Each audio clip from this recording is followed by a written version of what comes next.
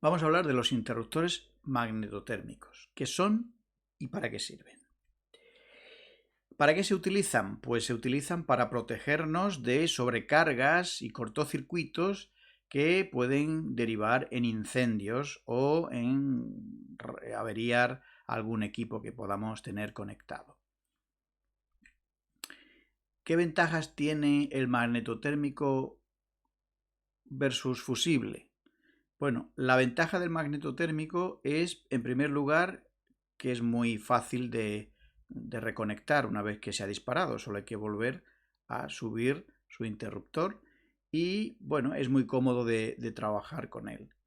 ¿Qué ventajas tiene el fusible? Pues el fusible, básicamente, la ventaja es que es más rápido y más fiable que el magnetotérmico, porque el fusible solo tiene pues una venilla interior que funde cuando hay una sobrecarga o un cortocircuito, mientras que el magnetotérmico tiene partes móviles, mecanismos, trinquetes, muelles, que pueden en un momento dado romperse o estropearse, atascarse y luego, pues cuando tenga que hacer su función de protegernos, no dispare. Por eso, en la cabecera de las instalaciones, por ejemplo, en las cajas generales de protección, no tenemos interruptores automáticos, sino fusibles, porque son mucho más fiables. Pero evidentemente, cada vez que se funde, hay que reponerlo, mientras que el magnetotérmico solo hay que subir el interruptor. ¿Cómo funciona un interruptor magnetotérmico? Pues su palabra, magnetotérmico, en algunos países se le llama al revés, termomagnético, pues es un interruptor que tiene una doble protección. Tiene una protección térmica para sobrecargas y otra protección magnética para cortocircuitos.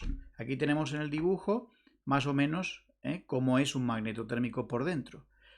La protección magnética pues es una bobina, un electroimán, que en condiciones normales no pasa nada, pero cuando hay un cortocircuito, una gran cantidad de corriente pasa por aquí, esto genera un campo magnético fuerte y el electroimán actúa y desconecta instantáneamente el magnetotérmico.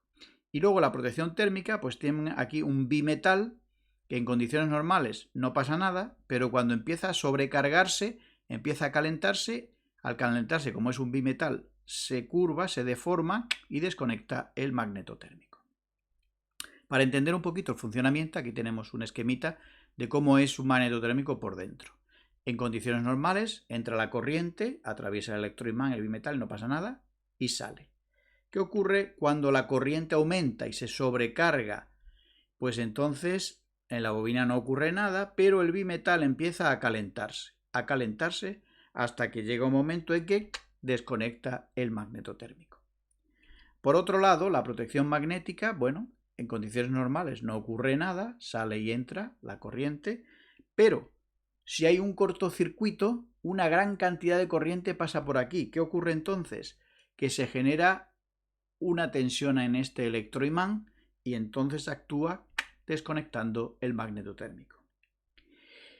¿Dónde se utilizan los interruptores magnetotérmicos? Pues en todos los cuadros hay que ponerlos. Normalmente siempre se coloca uno como interruptor general o IGA y luego cada uno de los circuitos de manera individual lleva un PIA, o sea, un pequeño interruptor automático. Es decir, cada circuito debe ser protegido por uno de estos interruptores automáticos. ¿Qué hay que tener en cuenta a la hora de elegir el magnetotérmico? Pues básicamente se dividen en diferentes conceptos. Por un lado, el tipo de polos, es decir, los hay unipolares, para proteger, por ejemplo, solo una fase, bipolares, normalmente para fase y neutro, tripolares para sistemas trifásicos o tetrapolares cuando son trifásicos más neutro. Además hay que tener en cuenta su intensidad nominal.